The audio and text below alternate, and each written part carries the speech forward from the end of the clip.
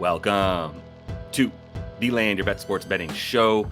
4 games in the NBA here on Thursday night. Not as good on the second night of the season for us. Did much better the first night. So we're still up a full unit after 2 nights of NBA hoop. I'll take it. We're going to be looking at best bets and player prop projections for all 4 games that we have here tonight. If that sounds good for you, give that video a like and let's get it. Going right back to Payton Pritchard, but also want to remind you 5:30 p.m. Eastern tonight, as we're doing every weekday, got the live show so we can get those best bets finalized. I'm going to be showing you guys the tools that I use to find the stuff that I find. You jump in the comments, bring your bets, and we go over them together. So looking forward to that. Already had a couple really fun shows, but let's talk about Payton Pritchard because we just went under and it worked.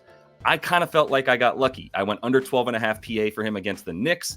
He took a ton of threes, especially because they were trying to get that record in the fourth quarter. Didn't get it. Now I'm going over for Payton Pritchard. This is the moment in time where I love to back him when the Celtics are playing a team they're likely going to blow out, right? They're playing the Wizards. Going to be the worst team in the league this year. They're doing the best job of failing for Flag. Not sure if anybody's used that yet, but they're going to want the number 1 pick next year for Cooper Flag. So they're going to be bad on purpose. Maybe not tanking game 1, but I don't think they're going to have a choice. They're 13.5-point dogs.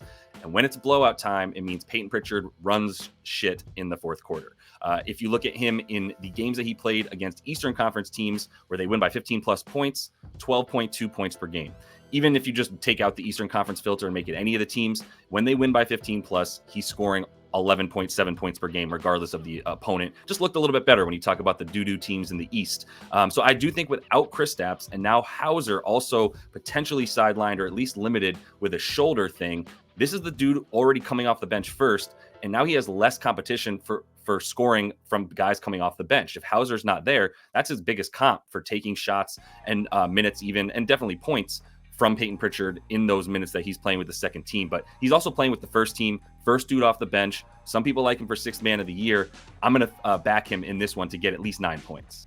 If Sam Hauser does play, I think he and Payton Pritchard are both good for the points, to be honest. And I also like the rebounds for Sam Hauser. I think that's going to be a value play until he gets up to about 4 per game. And then we're going to see that number continue to rise for him. But with the blowout incoming, this is the other dude. He's already getting minutes now as a guy coming off the bench, a part of the normal rotation, right? He came off the bench right after Pritchard, and then they brought in Luke Cornett as well. So it's going to be Hauser, Pritchard, and whoever the backup center is that are going to get those first starter or backup minutes coming into the game in the first substitution in the first quarter. So I like him to continue to get 20 to 25 minutes, and if you like that, then 9 points for him is a really good play. He is questionable, though. So if there's no problem with playing an over for him right now in the event that he's able to go. Little bit of a risk, obviously, if he's able to play and then has to come out early. So just monitor that. I haven't put anything on Sam Hauser yet, but I'd be looking to back him if he's healthy and good to go.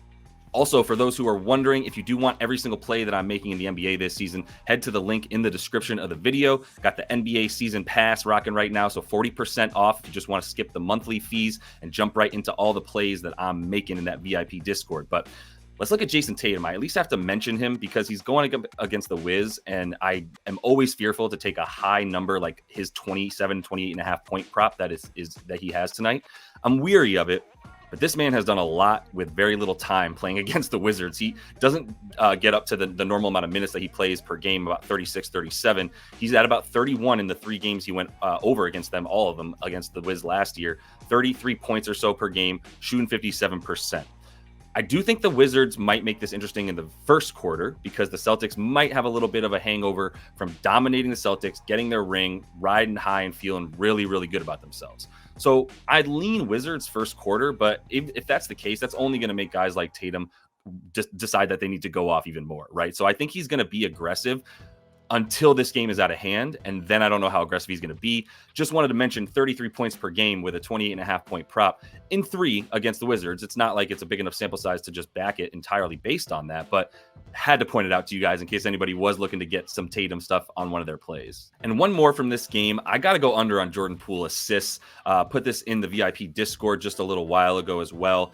He's going up against Boston. They don't give assists up. We hit this play for Jalen Brunson in the last game as well. His was too high at 7.5, and Jay Poole's at 6.5. So if you can get this at under 6.5, this is playable to like minus 150. I just don't see a world in which Jordan Poole is getting 7 assists against the Boston Celtics. He averaged less than 4 in the 3 games he played against them last year. Maybe you consider him more of the point guard this year now that Tyus Jones is no longer around and is in Phoenix. But I don't care. Like I said, I just saw a much better point guard than him, unable to get very many dimes in Jalen Brunson.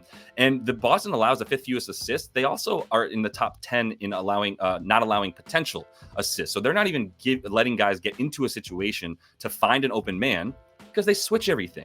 They just switch everything with their unbelievable defense that is the most versatile that I can remember, especially with those tall guards like D. White and Drew Holiday alongside massive. You get the point. They switch everything. They don't allow spot up stuff. If you're going to beat them, you have to be like a Jalen Brunson and beat them off the dribble. Maybe Jordan Poole will have that success here. Maybe they won't be guarding him very intensely, sort of on the perimeter or what have you.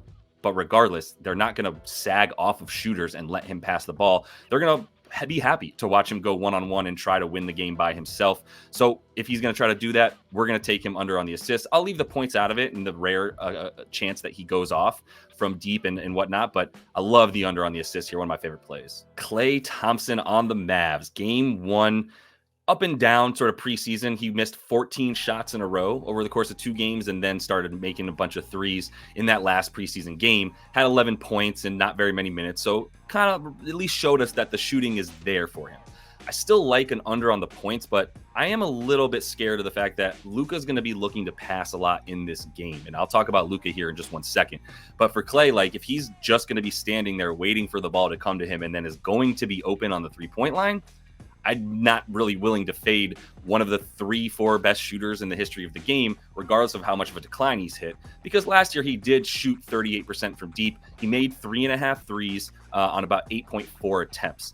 I don't know what the attempts are going to be like for him. If they're at about 8 or 9, I like an under on 3.5 threes. It's not a very good juice, right? It's minus 155 to go under 3.5 threes, but it does indicate that he's not likely to score 17 points, which is his prop line, if he doesn't hit 4 threes. So I do like Klay to go under 17 points, even if he hits 4 threes. But if he doesn't hit 4 threes last year, you saw last season 38 games where he made 3 or fewer 3-pointers, and he averaged 13 points per game in those 38 games, went under in 32 of 38 appearances doing that. So it's very correlated that if he doesn't make 4 threes, he doesn't get 17 points. I do like an under. I think maybe it's worth a sprinkle on under 16.5 points.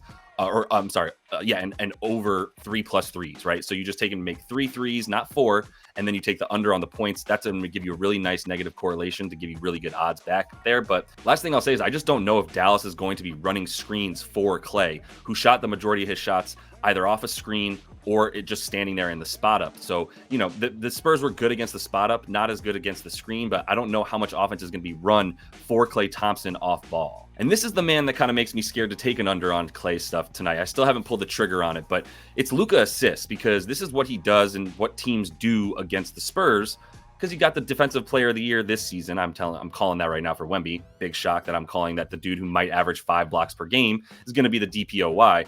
But with him down there, you don't get into the paint and get layups. And if you're Luka, it's even hard to get floaters a lot of the time. If Wemby comes out to meet Luka, which he's going to, in the paint very often, then Luka's going to have to put that floater up damn high if he's going to get it over 7'20" Victor Wembanyama, how tall he is. But if you look at him last season against this team, 3 of 4, he went over the 9.5 assist prop line that he has here. And he averaged 11 per game in those 4. San Antonio allows the 7th most assists per game. In part, they just don't do a very good job rotating on defense, and they just rely on Wemby down low to just sort of fix all the mistakes. Luka's just going to take what you give him. And if you give him an open 3-point shooters in the corner, which is probably where Klay is going to be standing, then he's going to be putting up some assists that way. And that would be where I would lean for him more so than anything in this opening game against the Spurs. One more look from this game. I'm really strongly leaning into Trey Jones over assists here. I think we're getting value in the event that he plays more minutes than it might seem like. So Chris Paul comes in, seems like he's probably going to be the starter, the dude leading the charge to sort of get Wemby involved. But Trey Jones, he didn't get enough of an attempt to play PG for this team last year. They ran the Jeremy Sohan at point guard experiment, which worked not at all, as we all probably thought it wouldn't. And Trey Jones didn't really get the chance, but when he did, when he was in the starting lineup and he was the point guard leading the offense, he averaged more than 6 assists per game when he was in the starting lineup. He averaged about 4.5 on the season as a whole, but he didn't get the usage or the minutes. Chris Paul, I don't think, is going to eat into that as much as we might think. You look at the amount of minutes he played last year, 26, did start most of the games he played for Golden State, other than when he was coming back from injury. And Trey Jones, 27.8 minutes, even though he wasn't a starter for at least a half the season or so as well.